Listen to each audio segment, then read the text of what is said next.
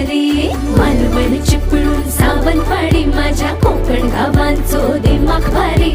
दिसते भारी गणपतीची स्वारी माझ्या